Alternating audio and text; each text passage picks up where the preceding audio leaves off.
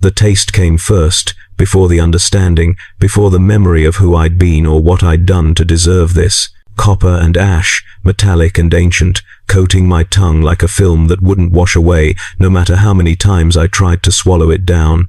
I didn't know then that it was the taste of my own extinction, the molecular breakdown of organic matter in proximity to technologies so old they predated human consciousness itself. I was Interrogator Secundus Malus Crane of the Ordo Xenos, and I'd been hunting Necron tomb complexes for 17 years across the eastern fringe when I made the mistake that brought me here. The mistake of believing that superior numbers and faith in the Emperor could overcome mechanisms designed by beings who'd mastered the fundamental architecture of reality itself. The mistake of thinking I understood what imprisonment meant to creatures who'd transformed themselves into living metal and waited 60 million years for their enemies to die of old age. The expedition was routine by my standards, though routine in the Inquisition service meant constant danger managed through protocol and preparation. We'd located a minor tomb complex on an ice world designated Sigma Rho 7, detected through gravitational anomalies and energy signatures that suggested dormant Xenos technology. My team numbered 43. 20 armed retainers, 15 tech priests to assess and catalogue, 5 savants to record findings, 2 other interrogators, and my explicator Kyria, whose expertise in xenoarchaeology had proven invaluable on previous expeditions. The complex entrance was a geometric wound in the glacier face, perfect angles that nature never produces, glowing with that sickly green luminescence that marks Necron constructions like a warning humans are genetically programmed to ignore. We performed the standard rituals, blessed our weapons and armor, recited prayers to the Emperor, and descended into the tomb with confidence born from having survived similar expeditions. That confidence lasted approximately 47 minutes. The complex interior defied our mapping attempts immediately. Corridors that seemed to reconfigure their geometry when we weren't looking directly at them, spaces that our Auspex readings claimed were simultaneously 300 meters long and impossibly vast. The walls were that characteristic Necron alloy, darker than black, absorbing light in ways that made our illuminators seem feeble and temporary. The taste intensified as we descended, copper and ash mixing with something else, something that reminded me of ozone and burned circuitry, a flavor that seemed to bypass my tongue entirely and manifest directly in my brain. Kyria noticed it too, made notes in her data slate about potential radiation exposure or exotic matter interactions. We should have retreated then. Should have recognized that taste as a warning. But the Inquisition doesn't train its agents to retreat from discomfort, and I'd survived worse sensations in service to the Emperor's will. We encountered the first construct 3 levels down, a Necron warrior emerging from a stasis alcove with the mechanical precision of something that had waited millennia for exactly this moment. It moved with that horrifying fluidity they possess. The contradiction of being simultaneously corpse and machine, its green optical sensors fixing on us with an intelligence that weaponry shouldn't contain. My retainers opened fire. Las beams and bolt rounds impacting its living metal body, tearing through the alloy, destroying limbs and torso. It continued moving even as pieces separated from its whole, reassembling itself through processes we don't understand, the damaged components flowing back together like liquid metal finding its original shape. We destroyed it eventually through overwhelming firepower, but 3 of my retainers died in the process, disintegrated by Gauss flares that unraveled their molecular bonds and left nothing but drifting ash. The taste in my mouth intensified with each death, and I realized with growing horror that I was tasting them, tasting their dissolution, the fundamental unmaking of human tissue translated into sensation, my brain categorized as flavor because it had no other framework for processing such information. The tech priests wanted to study the reassembly process, to understand the technology that allowed such rapid self-repair. I ordered them to hurry, sensing something wrong beyond the obvious danger, feeling the tomb awakening around us like some vast organism registering the presence of infection. We moved deeper, following energy signatures that suggested a central command nexus, hoping to deactivate the tomb's defensive systems or at least map its extent for future Imperial action. The corridors multiplied, splitting and merging in configurations that violated Euclidean geometry, our mapping servitors producing increasingly nonsensical data until one simply shut down. its logic circuits unable to reconcile the contradictory spatial information. The taste evolved, adding layers I couldn't identify, flavors that seemed to come from outside human experience entirely, as if my tongue was detecting frequencies of existence my species wasn't designed to perceive. We found the chamber at what might have been the tomb's heart, though by then our sense of direction had become thoroughly compromised. It was vast, a cathedral-sized space whose ceiling vanished into darkness our lights couldn't penetrate, filled with thousands of stasis alcoves arranged in geometric patterns that hurt to observe for too long.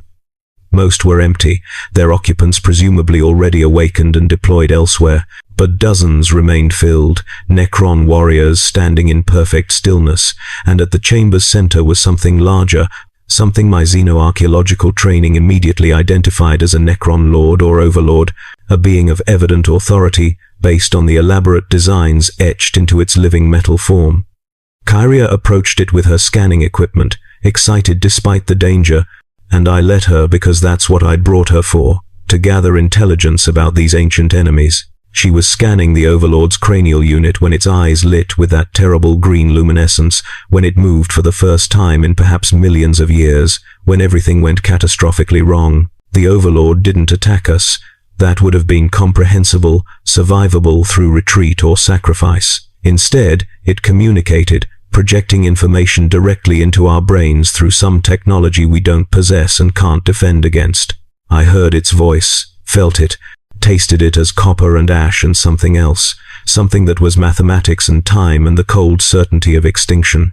It told us not in words exactly, but in pure meaning that bypassed language, that we were trespassers in a domain whose authority predated human civilization by 60 million years, that our presence was an insult requiring correction, that it would demonstrate the proper consequences for disturbing those who'd mastered death itself, and then it showed us what it meant, and several of my team simply ceased functioning, their minds unable to process the information being forced into them, their bodies collapsing as if their animating consciousness had been extracted. The taste in my mouth became overwhelming, became my entire sensory existence, and I understood that I was tasting my own mortality, my own temporary existence, the brief flicker of organic life measured against the eternal patience of machine immortality. I don't remember the transition.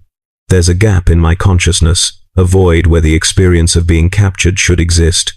When awareness returned, I was here, in what I've come to understand is a Necron prison, though that word fails to convey the reality of this existence. I'm contained in what appears to be a spherical chamber, perhaps 5 meters in diameter, walls of that light-absorbing Necron alloy showing no seams or exits. There's no furniture, no waste facilities, no obvious source of the dim green light that permits vision.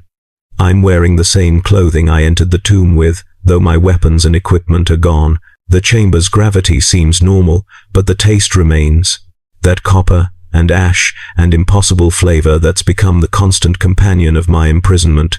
And I can feel time passing in ways that make no sense, each second stretching into subjective hours while simultaneously compressing into moments, my perception of duration warping under the influence of whatever fields or technologies the Necrons employ to manage their prisoners. The first period, I hesitate to call it days, because day implies a cycle of light and darkness that doesn't exist here. I spent searching for escape. I examined every centimeter of the walls, looking for seams or panels, finding nothing but that perfect light-absorbing surface that my fingers slid across with a sensation like touching something that wasn't quite solid. I tried to map the chamber's dimensions, pacing it out repeatedly, and discovered that the measurements changed depending on my approach vector, as if the space itself was reconfiguring to prevent understanding. I shouted, screamed, demanded communication or release, and heard nothing but my own voice swallowed by the walls. The taste in my mouth never varied, never faded, became the baseline against which I measured my continued existence. I could still taste it, therefore I still existed, a reassurance that grew increasingly hollow as isolation extended beyond human tolerances. They fed me, though not in any way I could predict or understand. Periodically, hours or days or weeks, impossible to determine, a section of floor would produce a metallic cylinder containing grey nutrient paste and water. The paste tasted of nothing except that underlying copper ash flavor that permeated everything.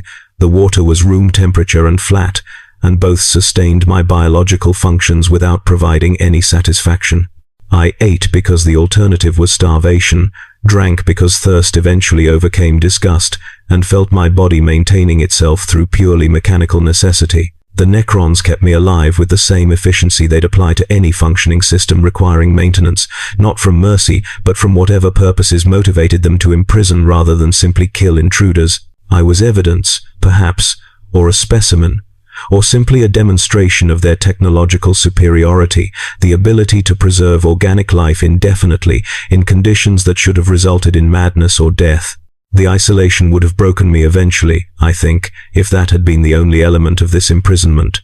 But the Necrons understand imprisonment in ways that transcend merely containing bodies. They're creatures who transformed themselves into immortal machines and then spent 60 million years in stasis, beings for whom time operates on scales that make human lifespans seem like brief flickers. Their prisons reflect this understanding, designed not just to hold bodies, but to demonstrate the futility of organic existence, the temporary nature of flesh, the inevitable supremacy of eternal machine patience over mortal desperation.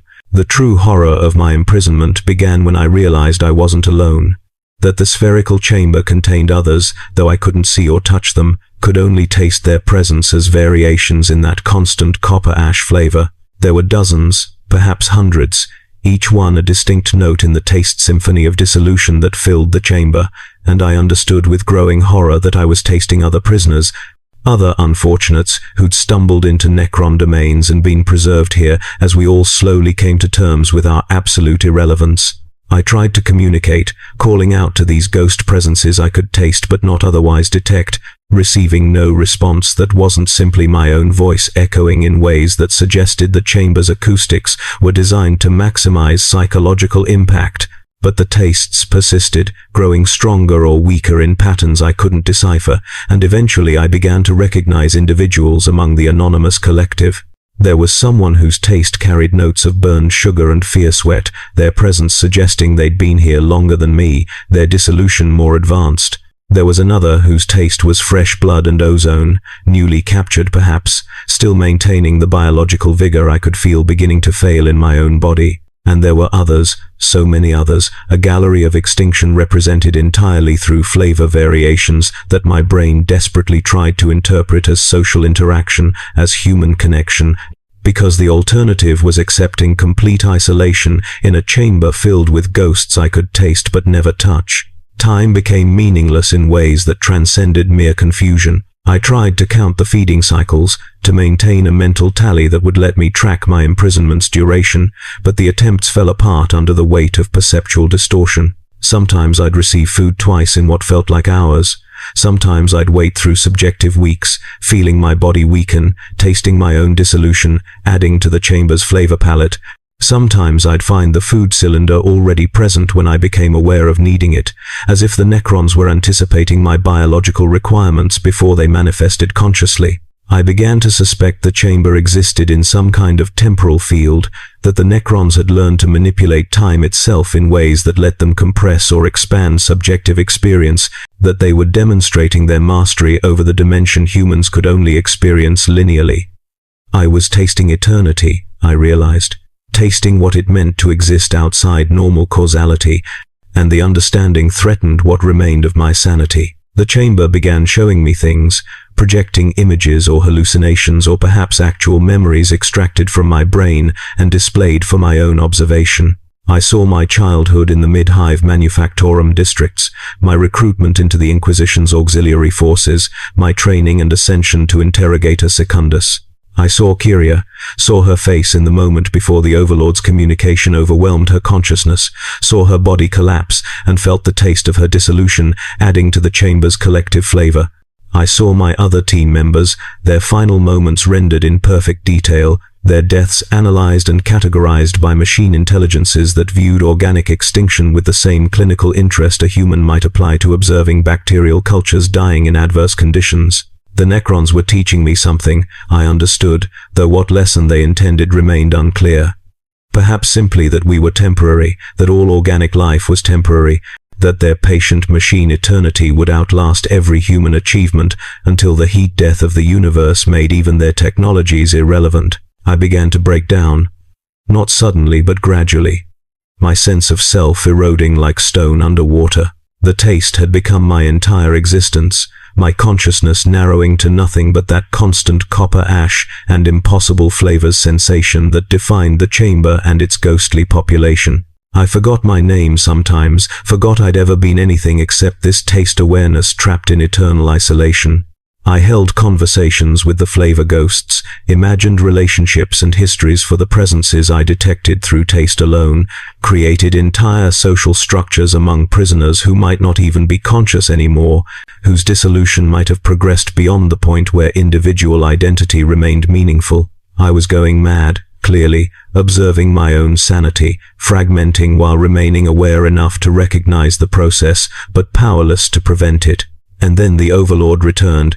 Not physically, but as a presence I tasted with a distinctness that suggested it was projecting itself into the chamber through whatever technologies allowed it to communicate. It spoke again, that direct-to-consciousness transmission that bypassed language, and I understood that it was offering me a choice. I could remain here, preserved indefinitely in this state of tasting awareness and gradual dissolution, maintained as a specimen of organic fragility. Or I could accept transformation, could allow the Necrons to convert my consciousness into something more durable, more compatible with their eternal machine patience. Not true Necron immortality that was reserved for their own kind, but something adjacent, a half-state that would preserve my awareness while stripping away the biological limitations that made imprisonment so torturous.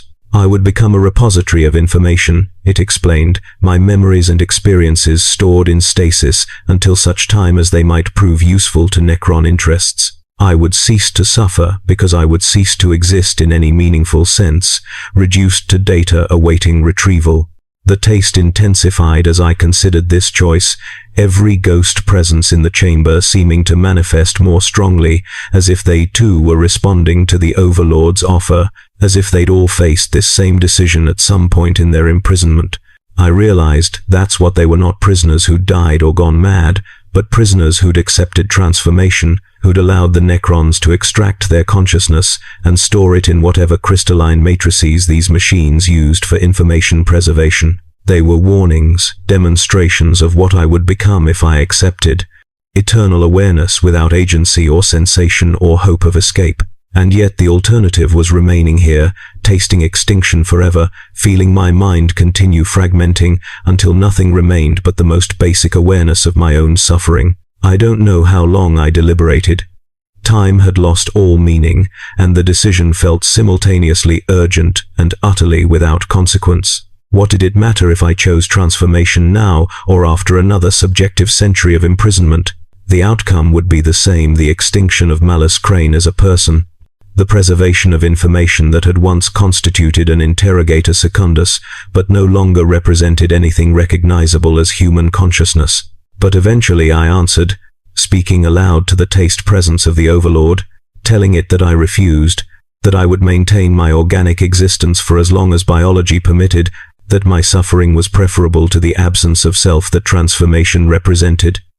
I expected anger or punishment for this defiance. Instead, I tasted what might have been satisfaction, as if my refusal was the answer the Overlord had wanted, as if the entire imprisonment had been structured to elicit exactly this response. The chamber changed after that, became something I'm still trying to understand. The isolation remained, but the taste evolved, adding layers I couldn't identify, flavors that seemed to represent concepts rather than physical sensations.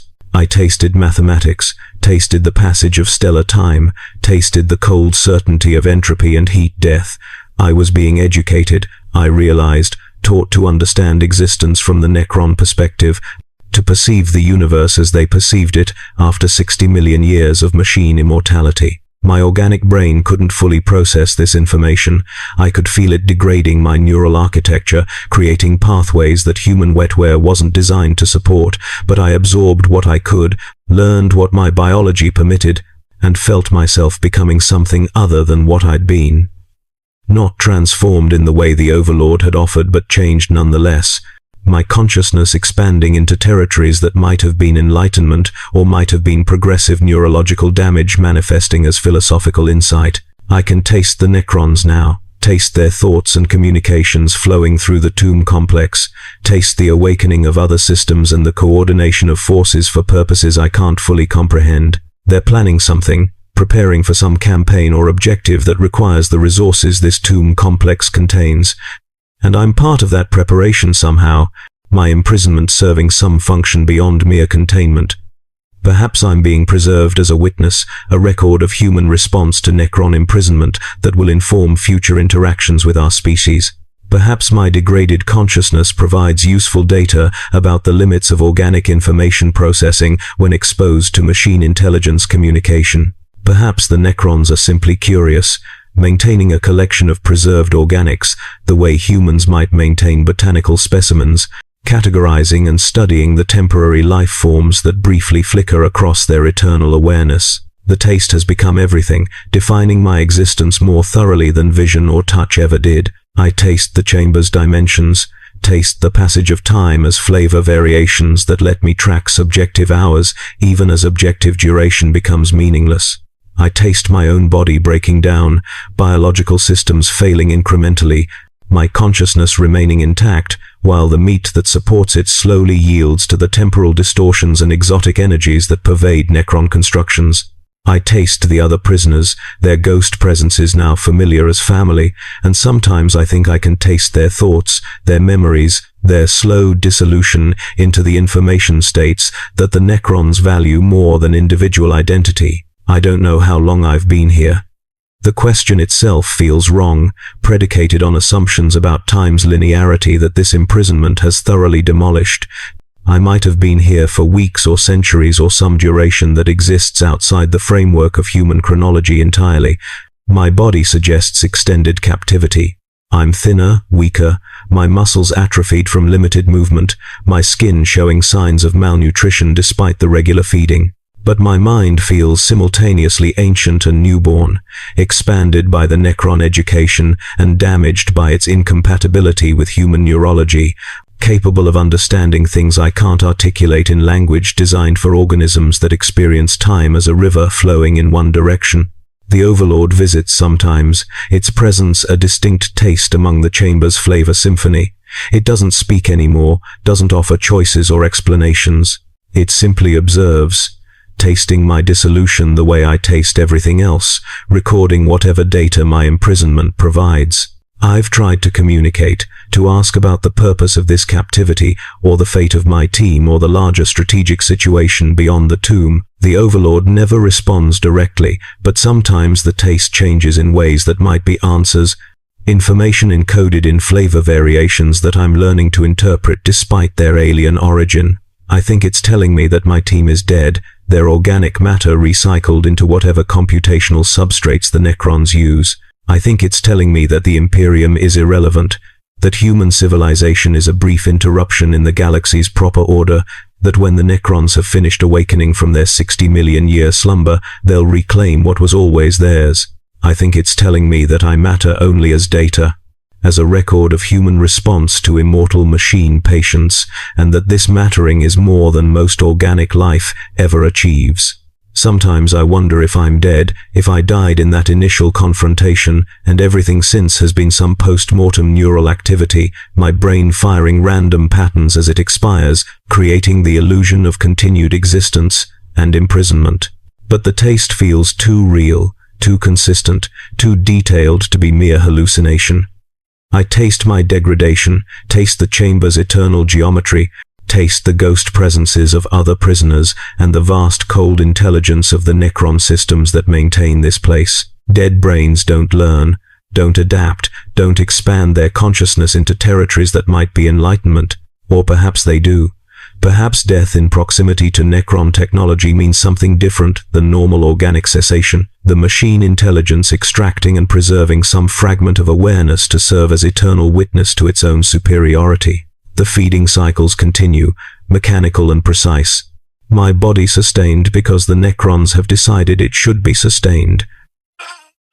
I eat the grey nutrient paste, drink the flat water, and feel my biology maintaining itself through purely artificial intervention. I'm being kept alive, preserved like a specimen in amber, denied the mercy of death while being granted no prospect of escape or rescue.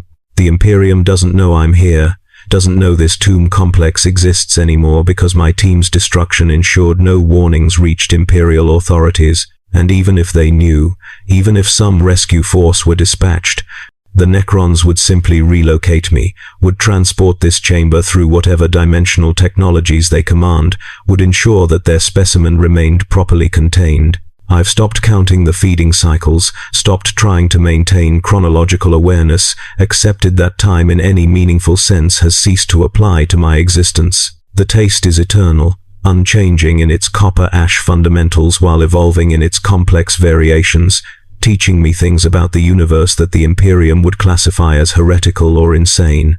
I taste the mathematical certainty of entropy, the slow heat death of all things, the ultimate triumph of thermodynamic law over every biological or mechanical attempt to preserve order. I taste the Necrons' response to this certainty, not despair or acceptance, but a cold determination to persist, to maintain their machine consciousness until the final proton decays, to witness the universe's ending with the same patient observation they've applied to its current iteration. And I taste my own irrelevance, my absolute insignificance measured against timescales that render human history into brief, static civilizations rising and falling between Necron heartbeats. The Imperium will fall. I understand this now through taste rather than reason. Will burn itself out through endless warfare and genetic exhaustion, will leave nothing but archaeological traces for future species or machines to puzzle over. And the Necrons will remain, patient and eternal, waiting through the darkness for whatever comes next, preserving their specimens and data against possibilities no organic mind can conceptualize. I was interrogator Secundus Malus Crane, and I hunted Xenos threats across the eastern fringe until I encountered beings who'd mastered death itself and found my mortality wanting. Now I'm a taste in an eternal chamber, a flavor among flavors, a ghost presence adding to the symphony of dissolution that defines Necron imprisonment. I taste and am tasted, observe and am observed, exist in a state that's neither fully alive nor properly dead but something between. Some liminal condition that the Necrons have engineered specifically for the purpose of demonstrating their superiority over biological existence. This is what Necron prison is like, not bars and walls and guards, but isolation in a chamber that exists outside normal space-time, fed mechanically and educated in cosmic irrelevance, tasting eternity, while your organic body slowly fails, and your consciousness expands into territories that might be enlightenment or might be progressive insanity. This is what happens when you disturb those who've waited 60 million years and whose patience makes human lifespans seem like brief flickers of accidental awareness. This is the mercy of machines who view organic life as temporary error, requiring correction or preservation depending on whatever calculations motivate their ancient artificial minds. The taste continues, copper and ash and impossible flavors, and I continue tasting it. And somewhere in the eternal darkness between those two certainties, I persist as something that was once human but is becoming something else. Some hybrid of organic awareness and machine-compatible consciousness that might serve the Necrons' purposes, or might simply exist as demonstration of their technological superiority. I don't know anymore. I taste but cannot answer. I exist but cannot act. I am imprisoned, but the prison is conceptual rather than physical, a demonstration of inevitable extinction rendered in sensory dimensions my species wasn't designed to process. The Emperor protects, we used to say, but the Emperor's protection extends only as far as human power can enforce it, and human power is temporary against machine patience measured in geological eons. I taste my own extinction approaching, taste the chamber preparing for whatever comes after my organic components finally fail completely, taste the Necron's cold satisfaction with another successfully preserved specimen, and I taste the future, taste the slow awakening of tomb complexes across the galaxy, taste the return of a civilization that predates humanity and will outlast it, taste the ultimate futility of all organic life measured against immortal machine intelligence. This is Necron prison. This is what becomes of those who disturb the sleeping dynasties. This is the taste of eternity and extinction, and it never fades, and it never will. And that's the point, that's always been the point, that we temporary beings should understand our temporariness through direct experience before we're finally allowed to end. I taste. Therefore I am. Therefore I suffer. Therefore the Necrons have succeeded in their demonstration, and the taste continues, copper and ash and eternity, forever.